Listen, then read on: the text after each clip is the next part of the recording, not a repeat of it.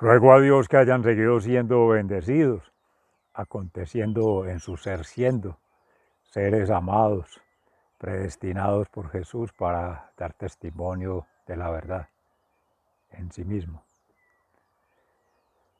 Reciban un amoroso saludo fraternal, hoy 24 de agosto del año 2022, el día que precisamente en la palabra que nos regala el Señor hace el llamado de los discípulos, los elegidos por Dios, para acompañarlos en ese proceso de evangelización hace más de 2020 años y que hoy nos llama a nosotros.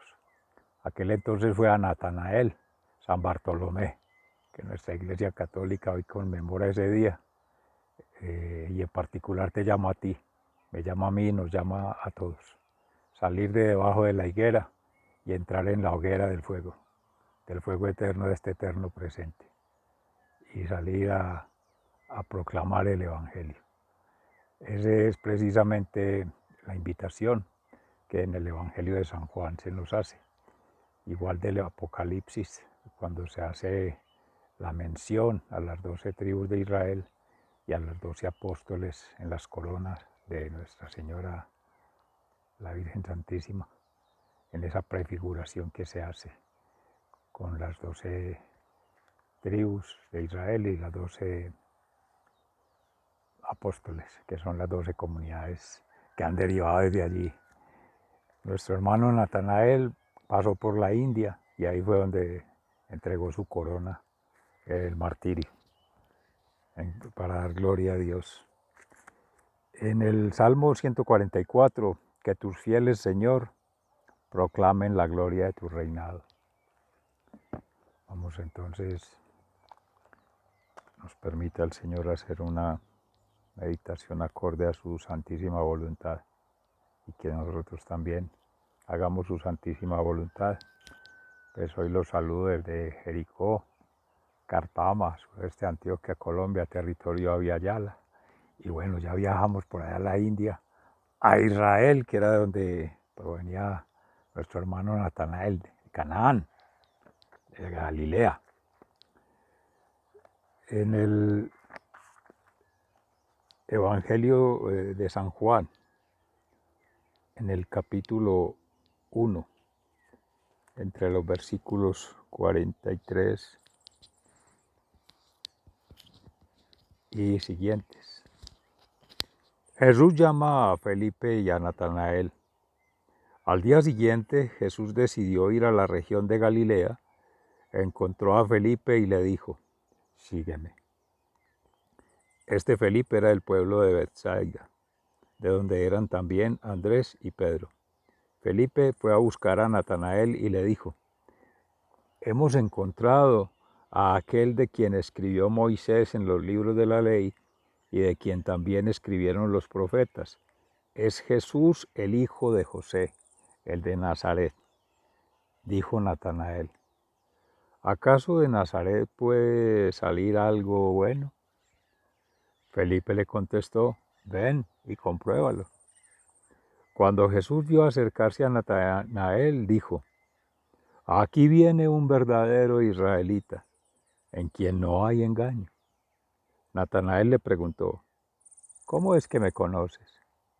Jesús le respondió, te vi antes que Felipe te llamara cuando estabas debajo de la higuera. Natanael le dijo, Maestro, tú eres el Hijo de Dios, tú eres el Rey de Israel. Jesús le contestó, ¿me crees solamente porque te he dicho que te vi debajo de la higuera? Pues vas a ver cosas más grandes que estas. También dijo Jesús, les aseguro que ustedes verán el cielo abierto y a los ángeles de Dios subir y bajar sobre el Hijo del Hombre. Palabra de Dios. Gloria a ti, Señor Jesús.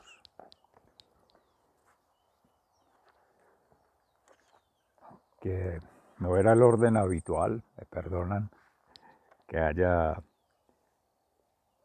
alterado, pero muy emocionado con la palabra del Evangelio de nuestro Señor Jesucristo. El Espíritu Santo me inspiró a iniciar por allí, Amén, que así sea, pero no causar ninguna transgresión en las prácticas y en el rito y en la costumbre.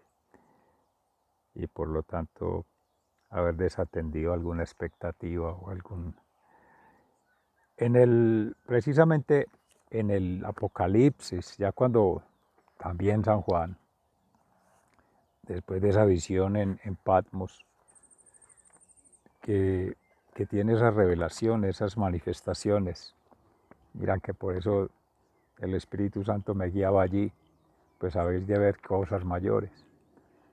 Visiones, prefiguraciones, vidas por anticipado, que son vistas de seres de luz, que caminando con Jesús, de la mano de Dios, pues pueden en su santidad disfrutar de esos menesteres. Pues uno humildemente camina hacia allá, pero esa es la invitación, no desfallecer y seguir siempre atentos a ese llamado. Precisamente en el capítulo 21, en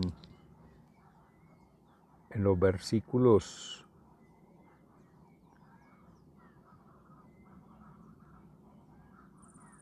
9 y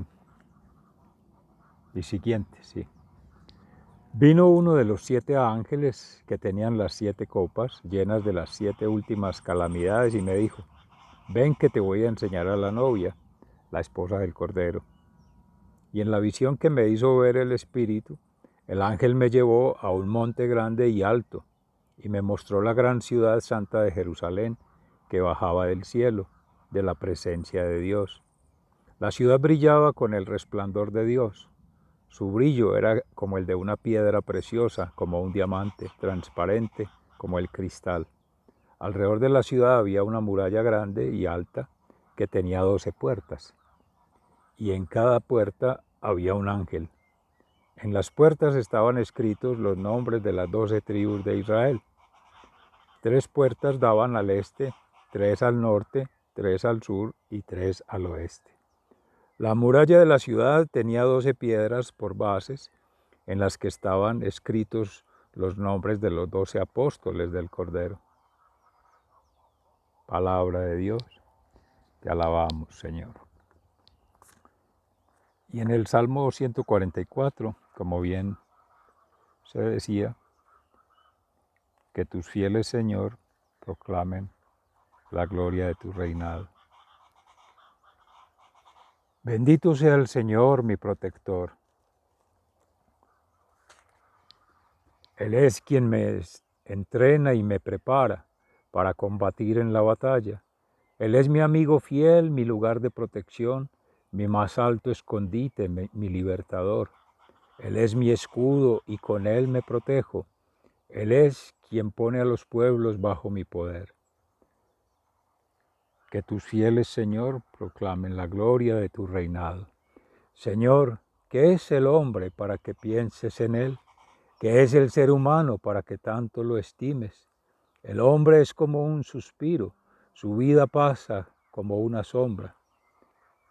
Señor, descorre la cortina de los cielos y baja, toca los montes para que echen humo, lanza tus flechas, los relámpagos, y haz huir en desorden a tus enemigos.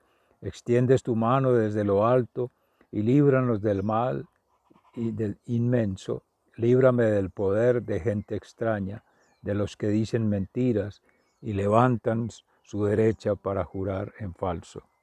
Que tus fieles, Señor, proclamen la gloria de tu reinado. Señor, voy a cantarte una canción nueva, voy a cantarte himnos con el salterio. Tú me das la victoria a los reyes, tú que libraste a tu siervo David, líbrame de la espada mortal, líbrame del poder de gente extraña, de los que dicen mentiras y levantan su derecha para jurar en Dios. Que tus fieles, Señor, proclamen la gloria de tu reinado. Nuestros hijos crecen como plantas en un jardín, nuestras hijas son cual columna labrada que sostiene la estructura del templo. Nuestro granero están llenos, repletos de toda clase de alimentos, nuestros rebaños aumentan por millares. por miles y miles en nuestros campos, nuestras vacas quedan preñadas y no tienen su cría antes de tiempo. No hay grito de alarma en nuestras calles. Feliz el pueblo que tiene todo esto, feliz el pueblo que Dios es el Señor. Que tus fieles, Señor, proclamen la grandeza de tu reinado. Palabra de Dios. Te alabamos, Señor. Mis amores, en gracia de Dios que la meditación de la palabra hoy nos convoca en la elección de su comunidad cristiana, en la cual Jesucristo, como piedra angular, arquitecto de toda esta edificación que ha soportado a maestros, a profetas, a sacerdotes, los apóstoles, y hay discípulos, seguidores, y toda esta comunidad cristiana, seres ordenados en alma, mente y cuerpo, pero al servicio de Dios, al servicio de la humanidad, al servicio del Evangelio. Amén. Y en gracia a Dios unos con mayor gracia, mayor talento, mayor virtud por su trabajo espiritual, místico, de conexión con Dios, con el Padre Creador, de ser testigo de la verdad en Jesucristo, en la evangelización que nos invita a proclamar todos los días y en del Espíritu Santo escuchar diario, en cada instante, en cada momento, ese llamado al discernimiento entre la sabiduría divina, la justicia divina y el conocimiento humano, el derecho humano, y sobre todo leer la realidad para poder uno comprender. Y precisamente en ese llamado que nos hace de ser apóstoles laicos, comprometidos, seres humanos donde estemos, en la condición que estemos, en la situación que estemos, así nos ha elegido. Así eligió a los apóstoles, así eligieron también a los hijos de Abraham, en las 12 tribus. Y en particular, escuchaba el padre Daza, delegado de Santa Rosa de Osos, en la predicación en Televid, que precisamente Natanael, como era el nombre original de este hermano Bartolomé, el apóstol, que ellos iban teniendo nombres ahí en el apostolado, algunos sobrenombres, unos por obvias razones, ¿cierto? Aquel hermano, el traidor, pero también el Pedro, el negador, que lo negó. Pero de Natanael rescata que cuando está debajo de la higuera es porque acostumbraban en el pueblo de Israel, quienes estaban instruidos en la palabra, leyendo la Torá, se iban a meditar la palabra debajo de la higuera. Y por eso ya Jesús lo había visto y sabía que leía la Torá y sabía que creía en la Torá y que creía en lo que ahí se le decía. Pero también de los prejuicios mismos que se establecen, mire que ya viene el arte de ser fariseo, de ser escriba, de ser un poco incrédulo y provocador. Nos pasa a todos, pero antes de llegar al apostolado, a la pastoral, a nuestra vivencia, desconfiar. ¿Cómo que de Nazaret va a salir algo bueno? De un hijo de José, nuestro padre putativo, esposo de María y padre putativo de Jesús, obviamente, de esa familia hermosa de Nazaret. Pueblo pequeño, para muchos desconocidos, no aparecía ni en el mapa, 300, 400 familias o grupos, clanes, o personas más bien, en pequeños grupos o clanes, y pues no contaba para los grandes propósitos de un rey con grandes tierras, terrateniente, lleno de riquezas, de poder, de lujos, de servidores. Pero amén de todo ello, él entra con esa desconfianza, pero con la pregunta, y se establece este diálogo maravilloso en gracia de que también rescata nuestro hermano Fray Alejandro, precisamente, de esa bondad de Felipe compartir ese tesoro, encontré a Dios, pues encontré a Jesús, del que tanto han hablado en las promesas mesiánicas, y ya está ahí, y que no lo cree, venga para que lo vea. Entonces es la invitación, nos convida para que seamos testimonio de vida eterna. Amén. Por tanto, tener esa relación mística. No tanto creer por las apariencias, por lo que otros nos digan, por lo que otros cuenten. Porque, mis amores, va a encontrar uno permanentemente ideologías, creencias falsas, va a encontrar historias o historietas o llaman historismos esas historias narradas, que es lo que pasa con estas redes sociales. Nos pegan ahí cualquier historia y uno la termina creyendo y no le cree a Dios y no cree en Dios y no cree que puede con Dios construir su propia versión, experimentarla. Esa es la experiencia mística y esa es la que no se puede renunciar. Esa es propia, es individual. Se necesita la experiencia en colectivo, claro, nuestros grupos familiares, nuestros grupos pastorales, nuestra comunidad, nuestros grupos cristianos. Perfecto. Compartir experiencias de vida, testimonios de vida, de esa experiencia íntima en lo que se pueda compartir, pero vivenciarlo con sus propios sentidos, por su propia percepción, con todos los sentidos puestos, tomando conciencia de las circunstancias, de lo que está sucediendo, de lo que otros están diciendo y poder uno, desde esa lectura interior, validar lo que otros dicen, no para contradecir, ni juzgar, ni entrar en conflicto con nadie, y menos por la razón, no. La experiencia mística es del amor y eso se contagia, eso se impregna. A quien es feliz se le nota, no tiene ni que explicarlo. Al quien dice la verdad también, basta verle los ojos y las manos abiertas y siempre los brazos abiertos para abrazar, para proteger, para dar. El que es mezquino, en los ojos cerrados, no te da la mirada, esquiva, las manos son cerradas, todo es cerrado, no circula nada. Entonces ahí se ve la mezquindad. Y cuando tiene un doble propósito, una mano abierta y la otra cerrada, entonces un ojo cerrado y el otro abierto, o sea, siempre, y uno iba atento a lo que le estás diciendo, pero otro iba atento a lo que está diciendo el otro. Entonces siempre esa doble, respira por una nariz polución y por la otra nariz respira aire puro, pero puro que... Veía ahorita, por ejemplo, los pajaritos, mis amores, no seamos como los pajaritos. Pretender volar, no, para eso está el alma, que ella vuela sin pedir permiso, sin necesidad de anclarse al cuerpo. Pero los pajaritos comen y ahí mismo están digiriendo y ahí mismo están expulsando, ya hacen el popó. Entonces uno, la palabra, debe llevarla al corazón, meditarla, refulgitarla, como dicen por ahí, rumiar la palabra, para poder, antes de establecer un prejuicio, una idea previa, eso nos lo dice nuestro hermano Pedro Justo Berrío, esos prejuicios son ideas preelaboradas, conceptos preelaborados, ideas previas, que eso mata la conversación, porque Shema Israel, escucha Israel, y es conectar con todos los sentidos, atento, atento, interesado en que haya comunicación. Y para que haya comunicación tiene que haber conversación, conversiones, dos versiones mínima, pero recuerden que hay una que triangula, tres versiones, la de Dios en medio de estos dos seres que conectan, pero cada uno de los seres trae su versión. Y esa versión hay que escucharla, comprenderla y trascenderla, meditarla. Entonces uno primero, en su ser interior, consulta con Dios y mastica la palabra, la hiere y dice, oh sí, la palabra la interpreto en gracia de Dios, el Espíritu Santo, va acorde. No es acorde, escucho.